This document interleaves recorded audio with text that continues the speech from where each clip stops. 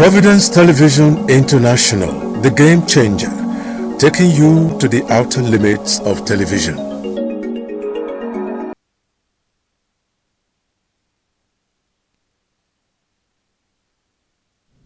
Welcome to the newspaper analysis on Providence Television International. I am Ugbebo Ikekwa. To analyze the papers today, I have with me in the studio Dr. Emmanuel Egariva. You're welcome to the studio. Well, thank you very much. It's like we've been missing out on this really, but thank goodness we are back for quite some time, and I think that we are responding to the needs of our viewers from across the world. Exactly. So once again, it's nice to be here. And before we delve into the papers, Dr. Egariva has some insights to throw on today in history. Well, actually, even before that, let me thank our viewers at home and abroad. Quite a huge number, really. But I just thought I should mention four that were very close to my heart. For instance, we have Matthew Ekpeyong from Oslo in Norway. He wrote in thanking us. All of them wrote in, particularly because of the program that we call Echoes of Reason. Yeah. Quite an astonishing thing, really. So on the basis of that, and I thought I should just mention this, it wasn't, they didn't go back and forth, just concentrating on the program Echoes of Reason, which I also enjoyed personally anyway, talking about those great philosophers. Exactly. Yes. Whose comments will always inspire us, for instance, and we'll keep on with this. So we want to thank Matthew Ekpeyong from Oslo in Norway, Patrick Iroro, that's my classmate from Abuja, back at Edo College, Kennedy Omorige from Lagos, and Josephine Dosoma, all the way from Houston, Texas, in the United States. We thank you all very much, and we hope that we'll get many more reactions. Actually, we do have a lot, but we can't reel them out because of time. Yeah. Now, today in history, this is important. Today is 14th of October, 31 years ago, that is in 1994, three people, two from Israel and one from the PLO, Palestinian Organization, the Palestinian Liberation Organization, PLO. And we're talking about Yitzhak Rabin, who was the Israeli Prime Minister, Foreign Minister Shimon Peres, and we'll have the picture there right away. Shimon Peres, the Foreign Minister, yes, that's Shimon Peres of Israel. And then Yasser Arafat, a great man by our standards, the chairman of the Palestinian Liberation Organization, PLO. They shared the Nobel Prize for Peace back in 1994. And why do we talk about that? That's, because it was the work on the Oslo Accord, for instance, which was mutually agreed on for a two-state solution. The problem is still there, by the way. Yes. And it's such a shame that people have been talking about a two-state solution, but the Israeli Prime Minister has been very recalcitrant, and I think that's not too good for the peace of the whole world, probably because it's aided by the United States. Benjamin Netanyahu has not been coming on well on this, and a lot of world leaders have spoken about this very vehemently, that you need to move out of the Gaza area so that we can concentrate truly on the two-state solution, which is what they talked about at the Oslo Accord back in 1994, 31 years ago. We are still talking about that.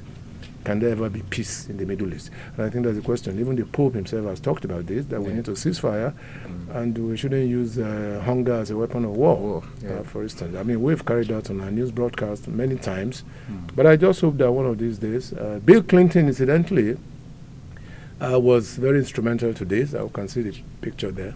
Bill Clinton was the president of the United States at the time, and he was very, he was close to all these people, to Yitzhak Rabin, Shimon Peres, and Yasser Arafat, and he shared in their glory of sharing the Nobel Prize for Peace. So he will go down in history as one of the people who really supported this move. Thank you. All right, coming back, there was something that you mentioned that I really like. 31 years ago, the problem still persists, this two-state system. It's terrible, yes, it's terrible. Do you think that the UN is doing enough, as in clamping down on Israel as a nation?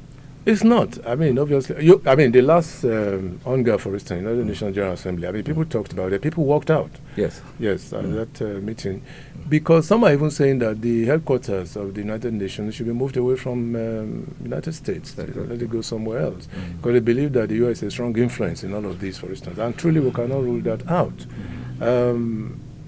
The Israeli Prime Minister Netanyahu is emboldened more and more because he has the support. Rightly or wrongly, from the United States. And it's a two-state solution. I mean, there's no doubt about it. Let the two warring factions come to terms. No external forces, and things like that. Exactly. Some individuals have actually postulated that Netanyahu should be tried for war crimes. Oh, yes. And, because the question is, has the United Nations become a toothless bulldog, for example?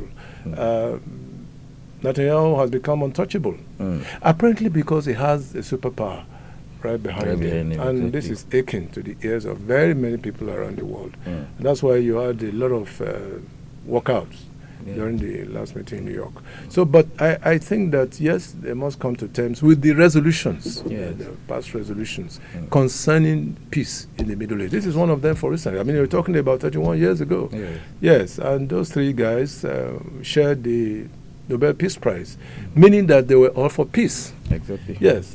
What can we talk about peace these days? Nothing, particularly in the Middle East. And by the way, people think it's a religious war. I don't think it's a religious war, far from it. It's just some kind of vested interest in certain values. Vested interest in certain values. Do you think there's an ego tussle here? Must be. Yes, must be. And Netanyahu, well, they say he's a very arrogant person. Can't let go. But I believe that if the U.S. says, no, Netanyahu, you must stop, he will stop. Exactly. Yes. I mean, they are strong allies, for instance. If the President of the United States, Trump, says today, look, Netanyahu, enough of all this nonsense, he will stop. Well, let us all go down to the papers. We'll be starting. And by the way, don't also forget that this is quite interesting. Yes, it's quite interesting. You will observe that a lot of European Union members are beginning to support the Palestinian state. Yes. I mean, England, for instance, who are strong allies of the United States, that sends a message to Netanyahu. They are beginning to say, no, enough of this. Let's throw sentiments apart. These people have been in bondage. Exactly. So let's see what we can do to bring peace, permanent peace to the Middle East. Exactly. Yeah. Well, we'll move down to the papers. So we'll be starting with the Punch newspapers, where we'll have a screaming header. Tinubu writes Senate seeks confirmation of new INEC chairman. And for those who might not know, the new INEC chairman is Professor Joash Amopitan. Well, I've often said it on this station and on a lot of programs that emanate from here, that the INEC chairman, should it be an appointee of the president? It shouldn't be tied to the apron strings of the presidency. And my suggestion, in days of yore, was that we could have as many as 4 or 5 really good people in this country. They may not necessarily be professors. They may be retired judges, for instance, who are clean, who are without blemish, and they are bound in large numbers. We have about 4 or 5 of them. Throw them up to the National Council of State and let them sift between them. The National Council of State will be involved. Many stakeholders will be involved. So at the end of the day, they will have gone through the crucible, and then you now bring them up to the National Assembly. As it is now, that's not happening. I mean, the guy is just handpicked, and then you will be surprised that he will just take a bow at the National Assembly, and there it goes. So, and it is not good enough, to be very honest. It's not good enough because, you see, INEC is a strong institution. One of the strongest institutions we should be talking about in this country. And whoever is the head must be total. And look at the acronym. What's the acronym? INEC is Independent National Electrical. I was going to say electrical. Commission. But you see, that word independent has to be up on the banner. Yes, because it's independent. And what do we mean by it independent? It has to be free from all kinds of encumbrances. Yes. The president should have no input into how it operates, right? And he should also have his own funds specially set aside, by the National Assembly. Because this whole idea of running to the presidency, you're asking for money, some million somewhere, it just doesn't add up. So the head must be totally insulated. That's what I'm talking about. It must be totally insulated from the machinery of government. And so coming down to this saying that he who pays the piper dictates the tune, this does not actually bode well for fairness in the electoral process. That's what people are saying. After each major election, fingers are pointed at INEC. Fingers are pointed at the judiciary. I mean, in any case, these are very strong institutions who should be totally insulated, totally independent. Because if the election is not free, it's not fair, it's not credible, what do we say of the people that such elections throw up? Okay. Yes, and that's the problem we've always had in this country. I look forward to a day, I've often said that, I look forward to a day when the winner of the election, or rather the losers, there are many losers but just one person will win. The winner and the losers will have a handshake across the table. What is more, and the National Assembly is already talking about it, thank God for that, that look, at the end of every election, don't declare a winner until all the litigations are over. I mean, the reason is obvious. If a winner emerges and there are bottlenecks all over the place and you swear him in, chances that he will sit pretty, while the others are running about looking for funds to pay their lawyers and all sort of things. But when all the litigations are over, and you must give a time frame, maybe 3 months, as the case may be, all these litigations will be over, and then you are sure of the person that will be sworn in. But my argument has always been that when are we going to have a credible election? That the contestants will not do battle in the courts. When are we going to have that? It will suit my nerves, for instance, if one of these days we have a major election like a presidential election, and the people are happy. Yes. The electorate, they are happy, the contestants, the combatants, they are happy, and then you say we can give kudos to INEC. When was the last time Nigerians rose up in unison to give credits to INEC? I can't remember. Quite a long time. Yes, I can't remember. Well, this brings us, still talking politics, brings us down to Enugu State, where the governor, Peter Mba, has defected to the APC, and we have that as a screaming header on the front page of the Vanguard newspaper. Enugu Governor Peter Mba defects to the APC. Honestly, I have to ask a question. How many governors are remaining in PDP now? I mean, no, obviously, I can't I don't know. As few as possible. Yes, meaning that majority. Majority, exactly. Quite frankly, in the APC. I don't even know the fate of Professor Soludo now, if he's going to leave APGA for APC. Exactly. But that's what is happening. Delta has been lost to APC, for instance. Edo is now APC. In the eastern states, for instance, Enugu has just gone. Okay? So how many states are left with the PDP? And I saw in the paper yesterday that PDP is still saying, in spite of all this, that they are up and coming against 2027. The fears that people have to do with a one-party state. Yeah, that's the fear they have. But if you have a strong opposition, you shouldn't think of that. In any case, it's not the governors that we vote, it's the electorate. Yes. Which is true. And we are coming again to the credibility of the election. Yes. Because a lot of people who now go over to the other side believe that come what may, they must win the election. And that is not good for our democracy. They use the word must. They must win. Okay? So, and yes, I know that the governor is the chief executive, but if he doesn't perform well, what makes people think that his party will win? Okay. Yes. Exactly. It is your works that will determine how you're going to go. Right. Not just joining a particular party and all of that. I think we must come to terms with certain realities that, yes, the electorate should be given the opportunity to vote according to their conscience. According to their conscience. Yes. Let us look at the role of governors who are presently advocating for the election that's even to come in about 2 years' time. And the INEC has come out clean enough to say it is not yet time to start for electoral campaigns. But I wouldn't mention there are some governors who are particularly one of them has even promised the incumbent president that these are the number of votes that you will get. And so let us critically look at this again. Does the governor of a state have an influence on the electorate?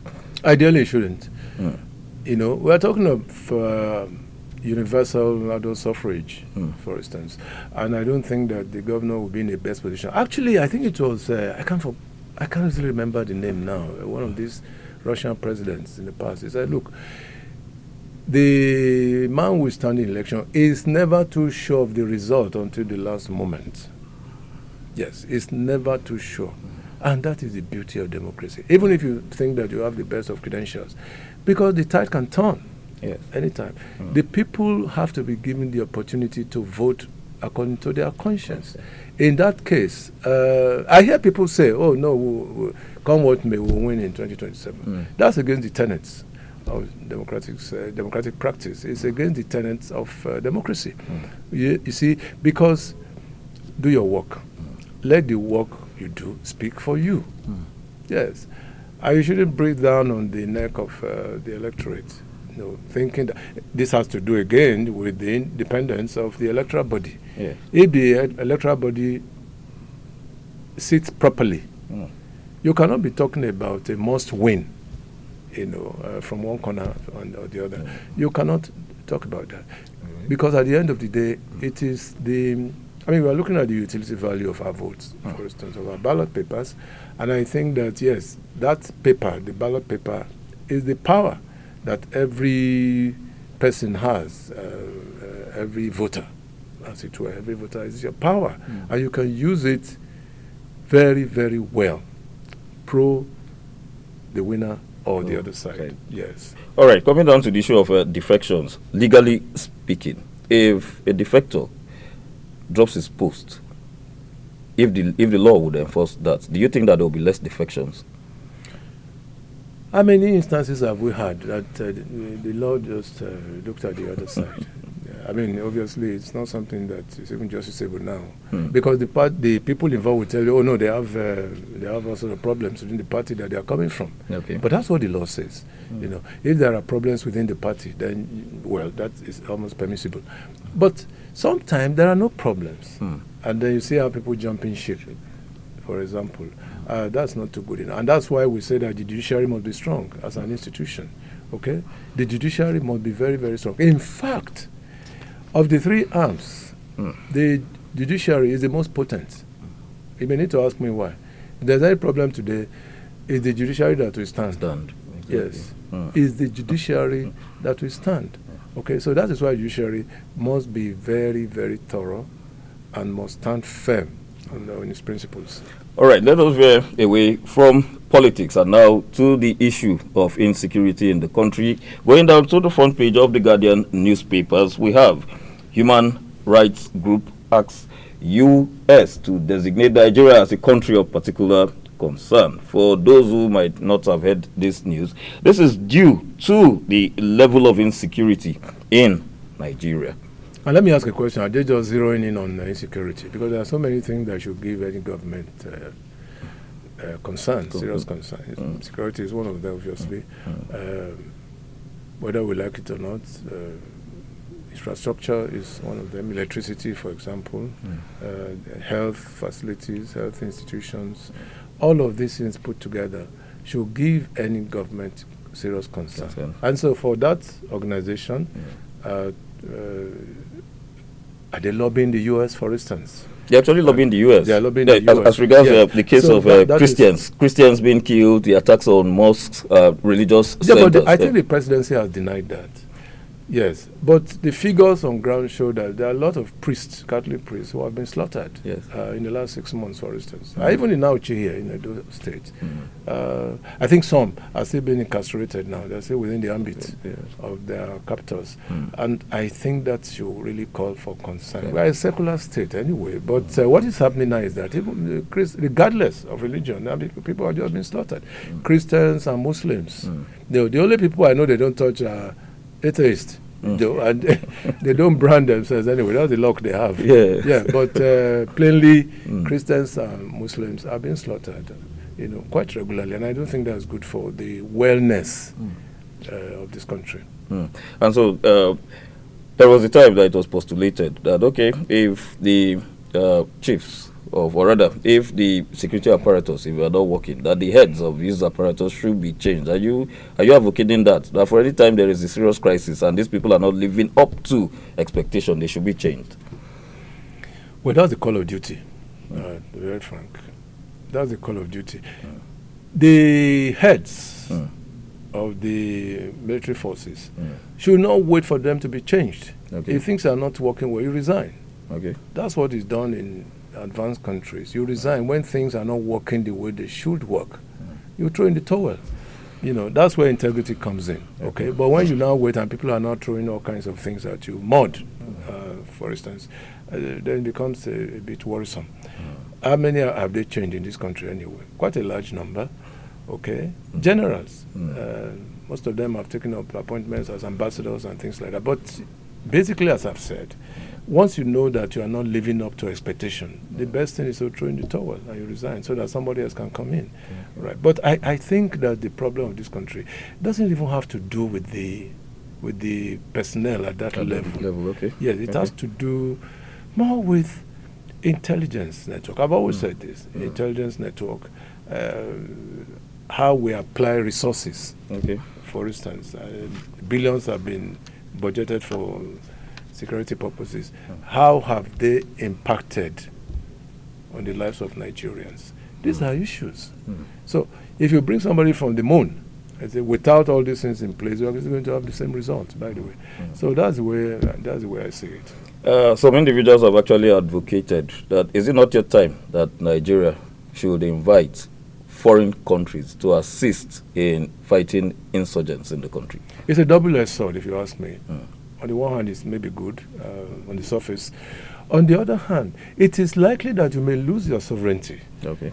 Yes, that's very important. You may lose your sovereignty. I mean, for instance, we ask for assistance from any of the superpowers. Be sure that they are not going to do it just for the fun of it. Okay. There was something in return.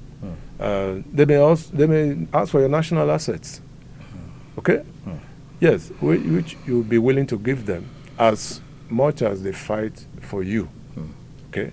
But what I think should happen, is we'll be in the area of collaboration. Okay. All right? Send our people outside. Let them go and learn how these things are handled by these powers. And they'll come back, they are well off and better equipped mentally and otherwise.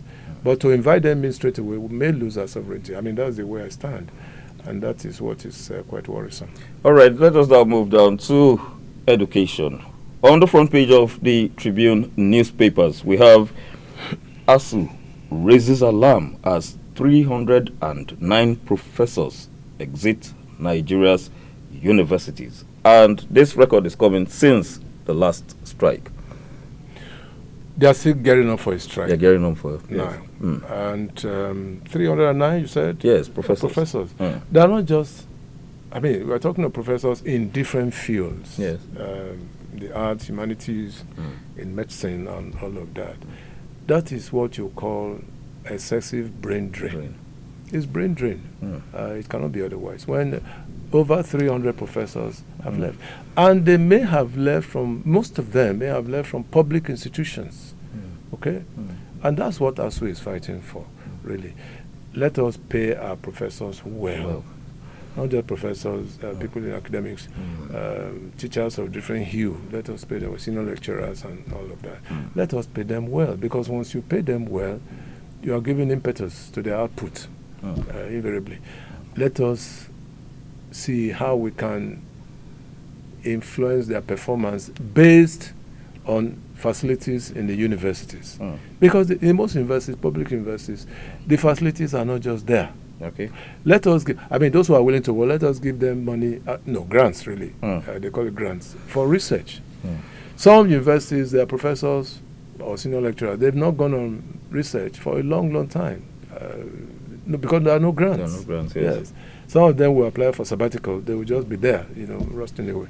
So, but I think that, yes, we must look at this issue very, very well. I have two friends who are very close to me, professors. They retired here from University of Benin. And they're outside the country. They're outside the country, and they could still have been very useful, really.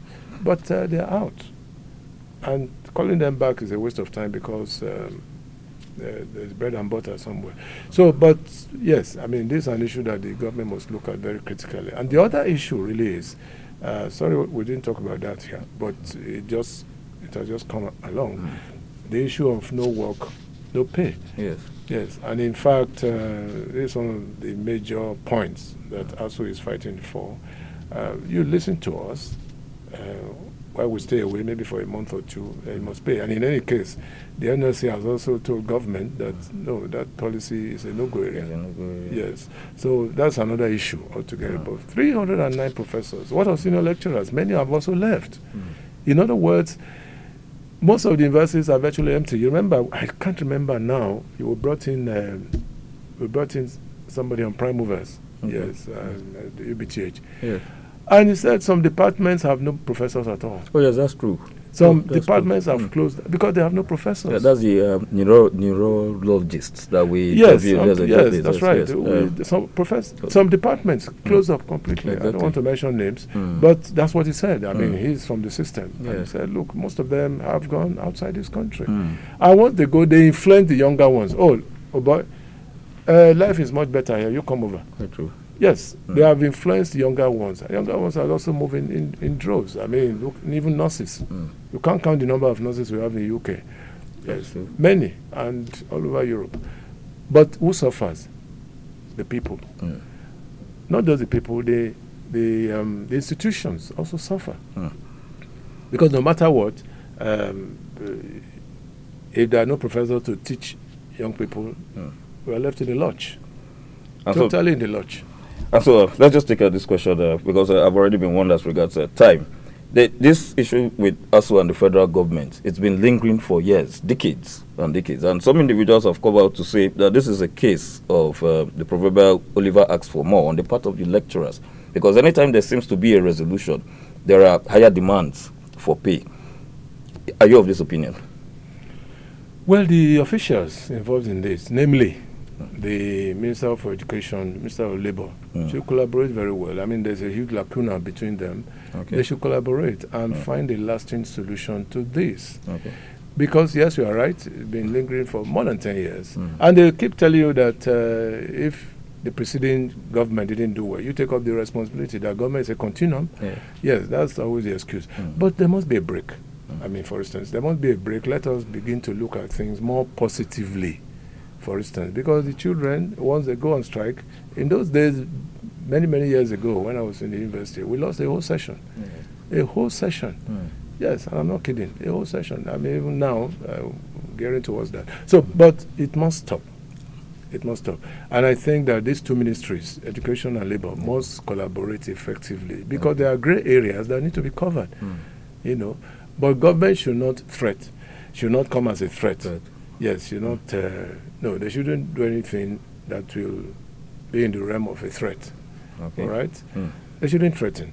Because once you do, these guys in academics, some of them are hotheads, so they don't care what happens. So, quite frankly, I think there must be a more proactive solution to this. All right, and just before we go, Dr. Egariba has a parting shot. Well, the parting shot obviously is this, that yes, we're approaching the end of the year. Very soon we'll start to hear all kinds of explosives. There'll be, I mean, this by November it will start, and we're approaching November now. The police should put up a work plan. It's not when Christmas is around the corner. By November, we're already in the Yuletide season, and we're already in the middle of October already. So let us begin to drum into the ears of parents and young ones. We have all kinds of, they call them bangers and all sorts of things. Yes. Very soon you'll be hearing. Yes, and that creates a very bad image for the citizenry. And the police must be on top of its game, preparatory because the Yuletide season must come anyway. Very soon we'll be hearing Christmas carols and things. So, but alongside this, our children too must be warned very seriously. It's not too late to start to drum it into their ears that, look, let the Yuletide season be safe, let it be hitch-free. All right. All right, thank you so much, Dr. Gariba. And for you, viewers out there, thank you so much for staying tuned until the next edition of Newspaper Analysis on Providence Television International. I wish you a wonderful week ahead.